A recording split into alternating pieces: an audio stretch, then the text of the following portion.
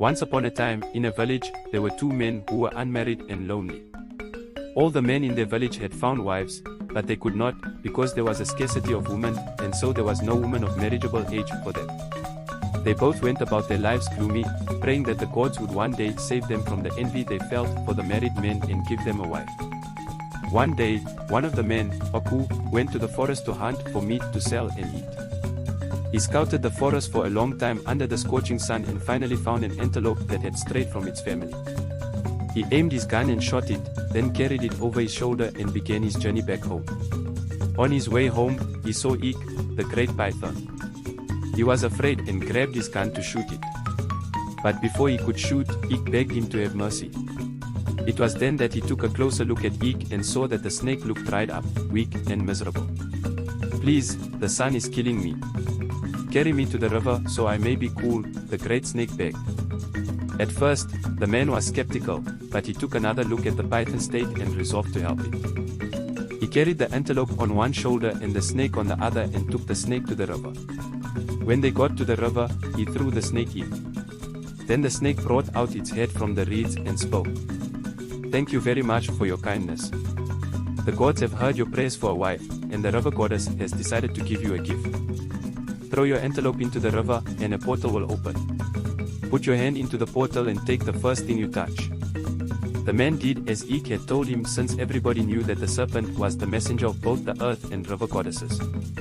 He threw the antelope into the river, and a portal opened above the ripple. Then he put his hand into the portal and pulled out the pumpkin, then went home with it. When he got home, he stared at the pumpkin, wondering what gift the river goddess could have given him. He wondered if he would become a woman magnet by eating the pumpkin. When he got tired of his imagination, he broke the pumpkin, and from it came a beautiful woman. "Aku, I am your wife. The gods have made me specially for you," she said. She was way better than any wife he could have found by himself. She was the most beautiful woman in the village. She cooked, fetched water, kept the house clean, went to farm while he hunted, and made money for him. He had been delivered from envying the other men in the village, and now they envied him and tried to seduce his wife. But the gods had made her just for him, and he was the only person she loved. Now the village had just one lonely man, Obia. Obia was filled with envy, and unlike Aku, who had not found a wife because he was too kind for his own good, Obia could not find a wife because he was too bad for his own good. Seeing how happy Aku had become with his new wife, Obia paid him a visit to ask him where he found his wife from. The kind Aku told him everything that had happened, so Obia set out to the forest to hunt for an antelope. Obia wanted a better wife than Aku, so he hunted down the biggest antelope in the forest and carried it over his neck to the river. On his way to the river, he saw the great Ik, drenched and miserable on the dry ground. At first, he was scared by the size and tried to shoot it, but then he remembered that Aku had mentioned seeing the snake, so he changed his mind and relaxed. "Thank you for not killing me," the snake said. "Please, will you carry me to the river so I may not scorch to death?" Obia laughed. "You want me to carry a disgusting creature that crawls on its belly over the feces of other animals on my neck like this? You must be joking," Obia thought. "You sincerely do not expect that I will carry a snake which can kill me on our way, do you?" he asked. "Carry yourself to the river, I promise not to shoot you on your way." "But I am too parched to move," the snake begged. "My friend, if you do not start moving now, you'll become useless to me, and I'll have no choice but to shoot you," he threatened. The snake laboriously crawled to the river and crawled in through the reeds. He stayed submerged for a long time, and Obia lost his patience and began to curse at it, calling it an ungrateful betrayer. The snake eventually came up and, without addressing Obia's rain of curses, said, "The gods have heard your prayers for a wife, and the river goddess will give you a gift. Throw your antelope in the river, a portal will appear, put your hand into it and take the first thing that you touch." Obia did as Ik had told him, and he also got a pumpkin. He took the pumpkin to his house and immediately smashed it on the ground. Out of the pumpkin rose a woman. He could tell she was a woman because she had the private parts of a woman, but she was the ugliest woman he had ever seen, and she looked as strong as she was ugly, built with monstrous muscles. Obia panicked and tried to run away from his house, but she pulled him back, saying, "I am your wife. I was created specially for you by the gods, and you will never leave me." She was a terrible wife. She never once cooked, cleaned the house, farmed, or sold. All she did was eat, lie around the house lazily, and beat Obia whenever he did not obey her. The villagers soon noticed the drastic change in Obia's demeanor. Once a proud and boastful man, he now moved with a slouch back and a wary look in his eyes. The other men, who had envied his boldness, now whispered behind his back, guessing the cause of his newfound misery. Aku, noticing his old friend's plight, approached him one evening. "Obia, what has happened? You look worse than ever." Obia, feeling both shame and desperation, confided in Aku. "My friend, I did as you said, but the gods have cursed me with a wife who is more monster than woman. She beats me, makes me work like a slave, and leaves me with nothing."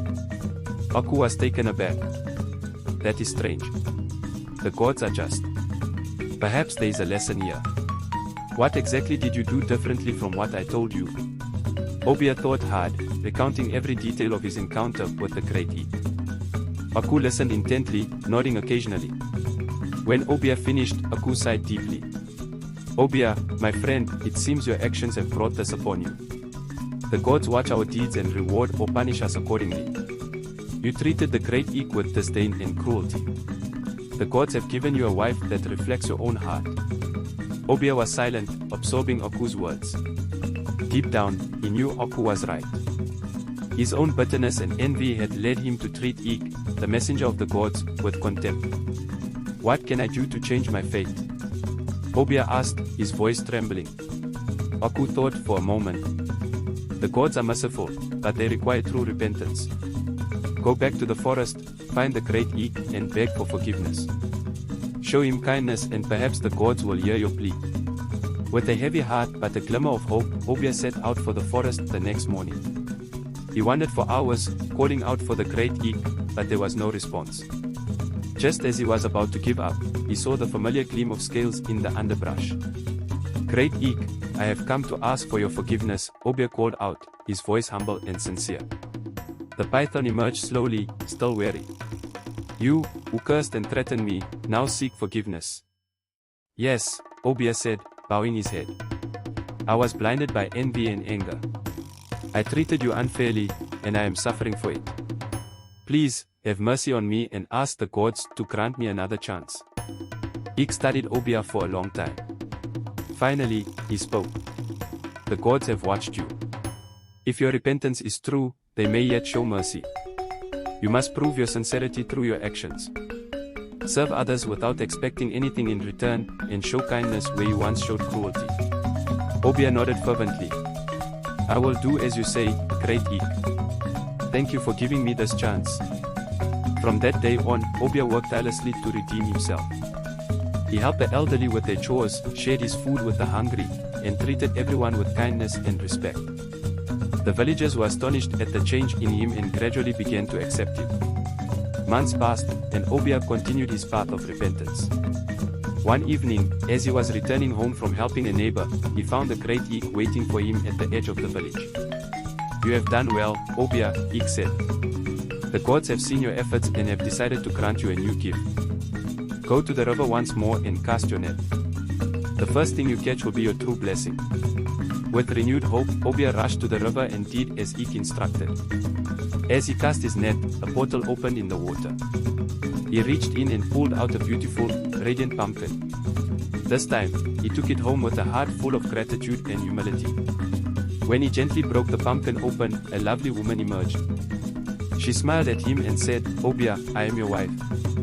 The gods have made me specially for you, seeing the change in your heart." This new wife was kind, hardworking, and devoted. She brought joy and peace to Obia's life, and he cherished her deeply, knowing the true value of kindness and repentance. The villagers, witnessing Obia's transformation and newfound happiness, learned the importance of treating others with respect and compassion. And so, the village thrived, with every man and woman living in harmony and mutual respect, knowing that the gods watched over them all.